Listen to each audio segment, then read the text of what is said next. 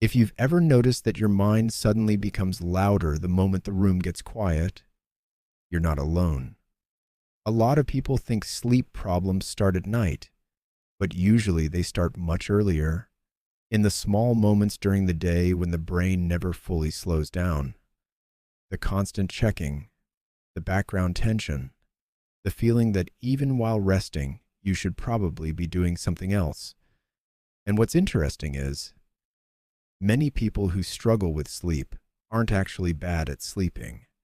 They're just very practiced at staying mentally alert. Because for some people, sleep doesn't feel like rest. It feels like letting go of control. And the body notices that more than we think. So when people talk about better sleep, it's usually treated like a technical problem. But psychologically, it often comes down to a few quiet habits that slowly teach the brain whether nighttime is safe or not.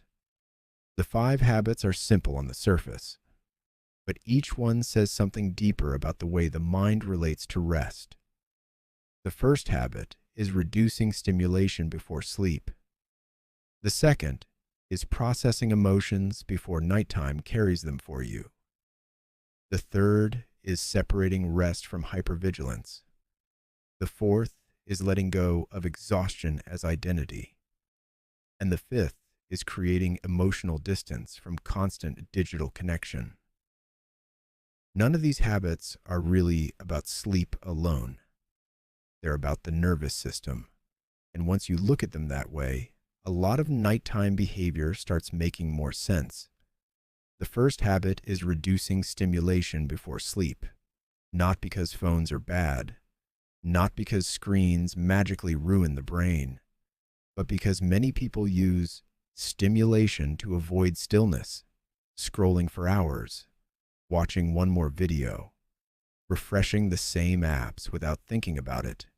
It looks harmless, but psychologically it matters, because some people don't actually use the evening to rest. They use it to delay contact with themselves. And stillness can feel uncomfortable when the brain has spent years avoiding certain emotions. That's why someone can feel exhausted all evening, then suddenly awake the moment their head touches the pillow. The body is tired, but the mind is still searching for distraction. The second habit is processing emotions before nighttime carries them for you.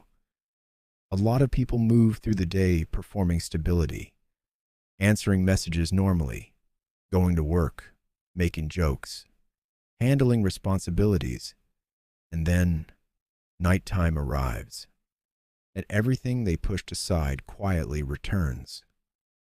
Because the brain doesn't erase emotional tension just because someone stayed productive. It stores it, which is why unresolved emotions often become louder in silence. Not because the person is weak, because the nervous system finally has room to speak.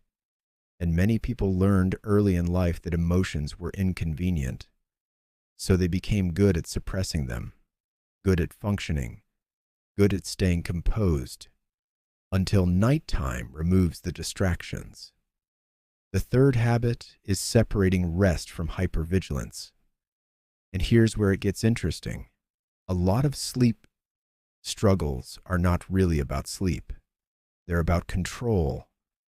Some people grew up feeling like they always had to stay alert, alert to conflict, alert to criticism, alert to other people's moods.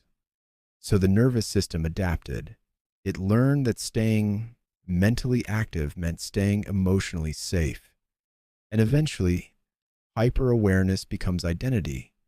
The overthinker, the light sleeper, the person who says, "My brain never shuts off." But sometimes that constant alertness isn't personality. It's protection, because sleep requires surrender. And surrender can feel dangerous to a nervous system trained to anticipate problems. That's why forcing sleep usually creates more tension. The harder the brain tries to rest, the more it monitors itself. And monitoring is the opposite of rest. The fourth habit is letting go of exhaustion as identity. Some people unconsciously attach self-worth to being overwhelmed, always busy, always available, always mentally occupied, and society reinforces it. People admire exhaustion when it looks productive, but psychologically, constant mental overload teaches the body that rest must be earned. So even during quiet moments, the brain keeps searching for unfinished tasks, unanswered messages, future problems, possible mistakes, because slowing down starts to feel irresponsible. And over time, exhaustion stops feeling temporary. It starts feeling familiar, even comforting, because people can become emotionally attached to the version of themselves that is always pushing through. The fifth habit is creating emotional distance from constant digital connection. A lot of people stay emotionally plugged into the outside world until the exact moment they sleep.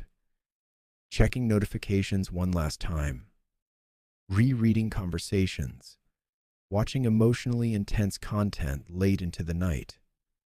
Not necessarily because they enjoy it, but because part of them is still searching for emotional resolution, something that finally makes them feel settled. But the internet rarely gives closure.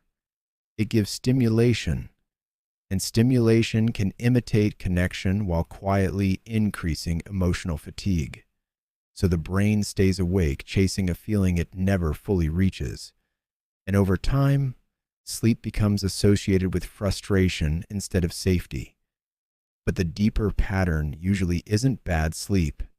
It's a nervous system that forgot how to feel safe in silence.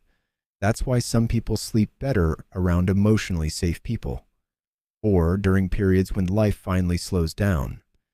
Not because they suddenly discovered the perfect sleep routine, because the body stops scanning for danger. And that changes everything, because at its core, sleep is trust. Trust that nothing bad will happen if you let go for a few hours. Trust that your value doesn't disappear when you stop performing awareness. Trust that rest does not have to be earned through exhaustion.